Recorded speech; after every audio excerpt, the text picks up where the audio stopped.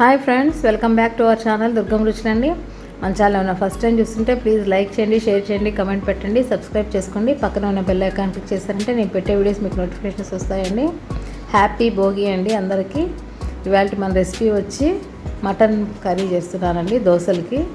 చాలా చాలా టేస్ట్గా ఉంటుందండి. కనుమ స్పెషల్. తప్పకుండా కనుమ రోజు చేసుకొని టేస్ట్ ఎలా వచ్చిందో మీరు కమెంట్ సెక్షన్లో నాకు పెట్టాలండి. చూడండి, దోశలు వేసి ఇలా మటన్ కర్రీ చేశాను. చాలా టేస్టీగా యమ్మీగా ఉంటుంది. ఈజీగా చెప్తున్నానండి ఈ మెథడ్. ఎలా చేయాలంటే ముందుగా ఒక కొబ్బరి అండి సన్నగా తరుక్కోండి, ఫ్రెష్గా అండి ఇది కోకోనట్. ఒక హాఫ్ కప్పు వేసాను. ఒక 2 పెద్ద ఉల్లిపాయలు వేసాను, 3 యాలకులు, ఒక 6-7 లవంగాలు వేసుకోండి. ఒక చిన్న పట్ట ముక్క వేసుకోండి. వేసుకొని ఇందులోకి అల్లం కొద్దిగా, వెల్లుల్లి అండి వేసాను. వేసుకొని టమోటాలు, ఒక పెద్ద సైజు టమోటాలు 2 అండి, అవి కూడా మిక్సీకి వేసి ఒక స్పూను సోంపు వేసాను. వేసి ఇలా పేస్ట్ చేసేసేయండి ఫైన్గా. ఇప్పుడు స్టవ్ వెలిగించుకొని ప్యాన్ పెట్టుకుందాము. ఆయిల్ వేసుకొని కొద్దిగా కరివేపాకు వేసి వేయించిన తర్వాత మనము మసాలా చేసి పెట్టుకుని పేస్ట్ వేసేస్తామండి. చాలా సింపుల్గా అయిపోతుందండి. పొద్దున్న టిఫిన్కి తొందరగా అయిపోతుంది. ఇలాగా జస్ట్ అన్నీ రుబ్బేసి, కాకపోతే బాగా మగ్గనిస్తే సరిపోతుందండి ఆయిల్లో ఈ పేస్ట్ అంతా. చూడండి, ఇలా ఉండే పేస్ట్ బాగా మగ్గి ఇలా అవ్వాలండి. కొంచెం మీడియం ఫ్లేమ్లో పెట్టుకొని ఇలా వచ్చే వరకు పెట్టుకున్నారంటే చాలా టేస్ట్గా ఉంటుంది మన కర్రీ. చూడండి, ఇలా ఉన్నప్పుడు ఇప్పుడు మనం క్లీన్ చేసి పెట్టుకొని ఉంచుకున్న మటన్ యాడ్ చేద్దాము. వేసి ఒకసారి అంతా బాగా కలిపేసేయండి.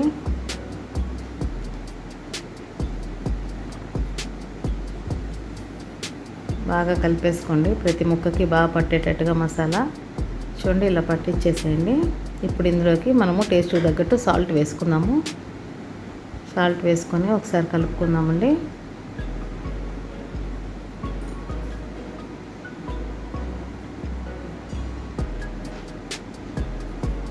ఇందులోకి కొద్దిగా పసుపు,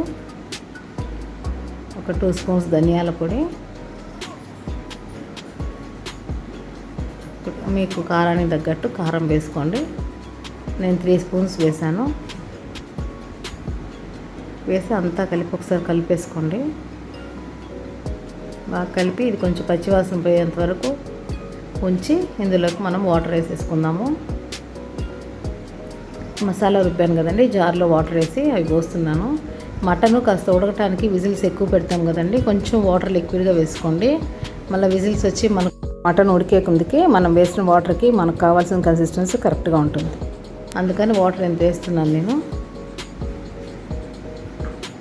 ఎప్పుడు కానీ ఉడకడానికి ఒకేసారి వాటర్ వేయాలండి. ఉడికిన తర్వాత మళ్ళీ కొద్దిగా పోసి అట్లా చేస్తే టేస్ట్ పోతుందండి. చూడండి, ఒకసారి సాల్ట్ చెక్అవుట్ చేసుకోండి. లాస్ట్కి కొత్తిమీర యాడ్ చేసేయండి. చూడండి, నేను ఈ కన్సిస్టెన్సీలో పెట్టాను. ఇది ఉడికే కొందికి మనకు కరెక్ట్గా వచ్చేస్తుందండి. మనం టిఫిన్ చేసుకుంటున్నాం కదా, మూత పెట్టేసేయండి. నేను 7 విజిల్స్ పెట్టానండి.